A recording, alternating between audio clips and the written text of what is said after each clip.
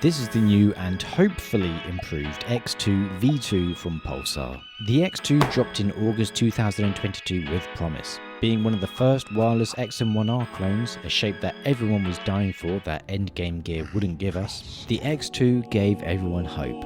A true XM1R wireless. Surely there was no way that Pulsar could mess up such a golden opportunity.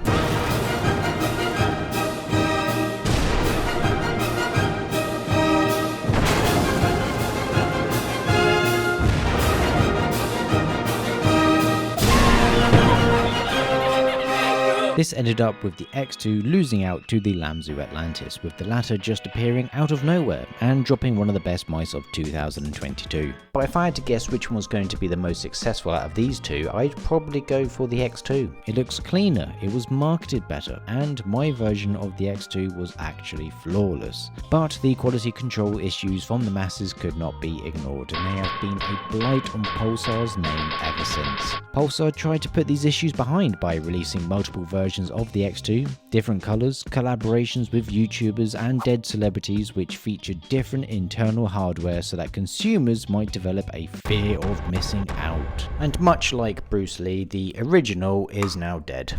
And now the X2V2 has taken its place. But what has Pulsar done to make sure that the quality control issues that plagued the first one don't repeat themselves with this new one? They've done nothing. Nah, I'm joking, they've done quite a bit. From what's said on the product page, they've improved the shell stability, which has also resulted in a 3-gram weight reduction, and focused on the click feeling and reliability, which should resolve most of the complaints that people had with the X2. The second most complaint that I saw was with the scroll wheel being very inconsistent. Again, Pulsar have said they've made improvements by collaborating with the people that made the old encoder to bring us a new and exclusive one. So hopefully the issues are now resolved. But before we get to whether or not these changes have solved the issues, there's some more improvements that have been made over the original X2.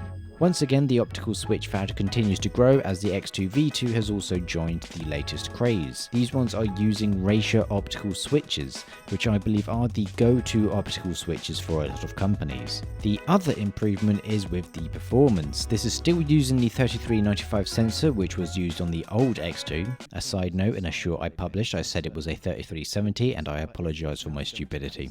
But this one comes with a Nordic MCU, the same one that comes with the Lamzu Thorn, which I reviewed a week ago. This means that it has support for a 4000Hz polling rate if used with the correct dongle, which, say it with me friends, is sold separately. The price of said dongle is unknown as it's currently not yet available. I'm not sure what others think about having the 4000Hz polling rate being gatekept by a separate purchasable dongle, also known as DLC but without the download. Razer are doing it, Lamzu are doing it, and now Pulsar are doing it. Let me know what you think of this current trend in the comments. To me, it feels a bit. Some of these changes aren't so great though. I can see that the switches and scroll wheel changes aren't going to be for everyone.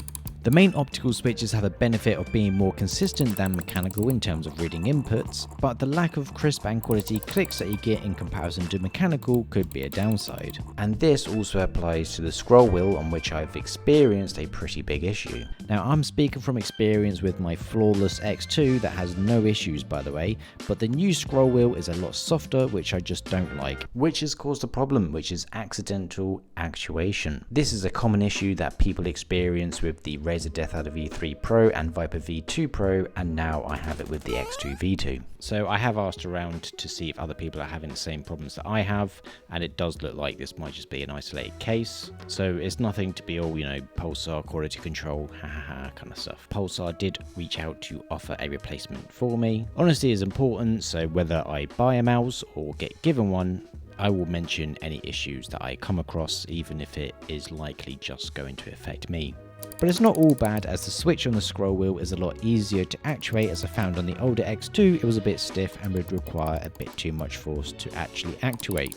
I've mentioned possible issues with the switches and scroll wheel changes. The switches I can get used to. The scroll wheel I think isn't as much of a fault as it is just a poor design choice. I think scroll wheels along with software are a major thing that gaming mice are falling behind on. As they are becoming more of an integral part in competitive games, they need to be a very high standard, and this scroll wheel just isn't up to it. Outside of the scroll wheel, using this mouse in Apex Legends has been good though. I've been performing well with it. The shape is a fantastic mouse for claw or fingertip grip, and with the width of this mouse being a bit less than the Atlantis, this should make it more suitable for smaller hands. But are the changes better than the OG X2? The main switches, yes, having more reliability in that area I think is great, even if they do feel a little bit less crispy. It's something that when playing with it in game I don't actually notice. The scroll wheel I feel is a downgrade in terms of feel. I never had a problem with my old X2, so I actually prefer it to this one. The new one might have fixed some of the issues that the old one had, but it's introduced a new problem to me. So my recommendation is to just wait a bit.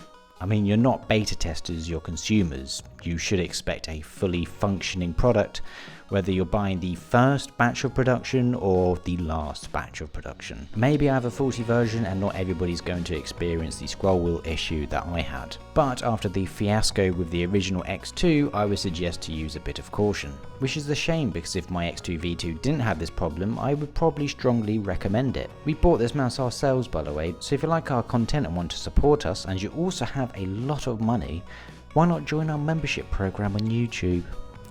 Please. But if you want to try a Pulsar product that didn't have any quality control issues and is very good, there's a review on screen now of one of their better products.